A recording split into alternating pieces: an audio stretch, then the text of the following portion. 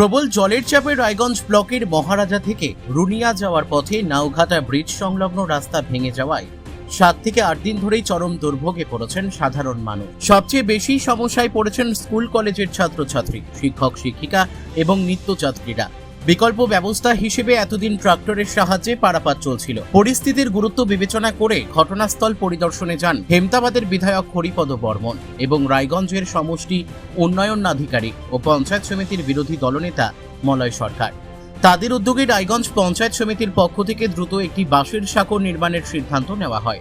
আজ সোমবার বাঁশের সাঁকোটির উদ্বোধন করেন হেমতাবাদের বিধায়ক হরিপদ বর্মন ও রায়গঞ্জের সমষ্টি উন্নয়ন আধিকারিক। উপস্থিত ছিলেন মলয় সরকার, পঞ্চায়েত সমিতির বিরোধী দলনেতা, বিশিষ্ট ব্যবসায়ী উত্তম চ্যাটার্জি, মনোজ সিংহ মণ্ডল সভাপতি। সাঁকো চালু হয়ে বহুদিনের ভোগান্তি থেকে মুক্তি এলা হাজার হাজার মানুষ। হেমতাবাদের বিধায়ক জানান, সাধারণ মানুষের যাতায়াতের দুর্ভোগ কমাতেই দ্রুত বাঁশের সাঁকো নির্মাণের উদ্যোগ নেওয়া হয়েছিল।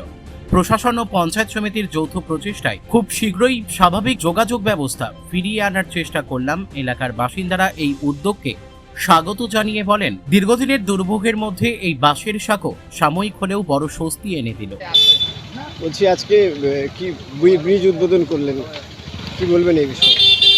আমাদের হেমতাবাদ বিধানসভার অন্তর্গত রায়গঞ্জ ব্লকে এখানে মহারাজা এবং রুনিয়া যে রাস্তা রয়েছে, সেই রাস্তার মধ্যে নাওঘাটাতে আগে ছোট্ট ব্রিজ ছিল, সেই ছোট্ট ব্রিজটাকে ভেঙে বড় ব্রিজ করা হচ্ছিল।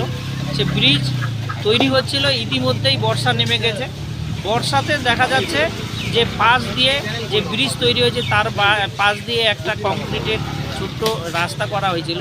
সেখানে এই বর্ষার মরশুমে কংক্রিটের রাস্তার উপর দিয়ে জল যখন যেতে শুরু করে তখন ওইখানে কংক্রিটের রাস্তাটাও ভেঙে যায়।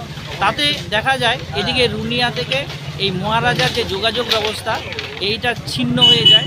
এবং তারই পরিপ্রেক্ষিতে আমি বিধায়ক এবং সঙ্গে আমাদের হেমতাবাদ রায়গঞ্জের যে বিডিও সাহেব এবং রায়গঞ্জের পঞ্চায়েত সমিতির বিরোধী দলনেতা আমরা এবং এখানকার সাধারণ মানুষকে নিয়ে আমরা আসি, রাস্তাটা দেখে আমাদের মনে হয়েছিল যে এই রাস্তাটা যেহেতু এই বর্ষার মাধ্যমে এদিককার মানুষ ওইদিকে যাতায়াত করতে খুব অসুবিধায় পড়ছিল, তখন সিদ্ধান্ত নিয়েছিলাম যে এখানে একটা বাঁশের সাঁকো করাটা খুব দরকার আছে।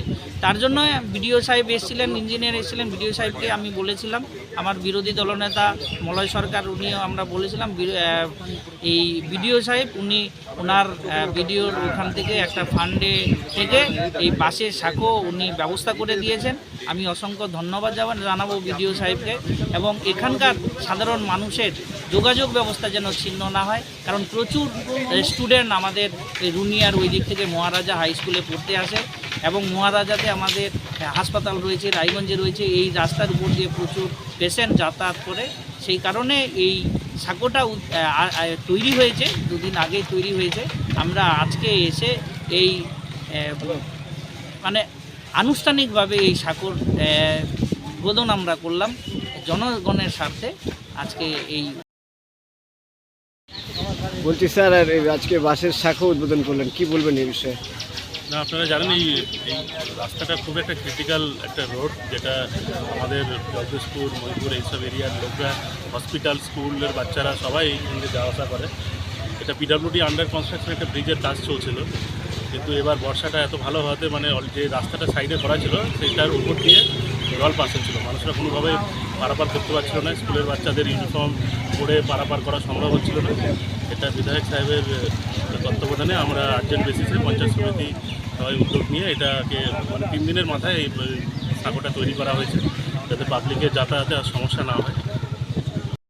রায়গঞ্জ থেকে রামকৃষ্ণ দাসের রিপোর্ট, পুলিশ নিউজ।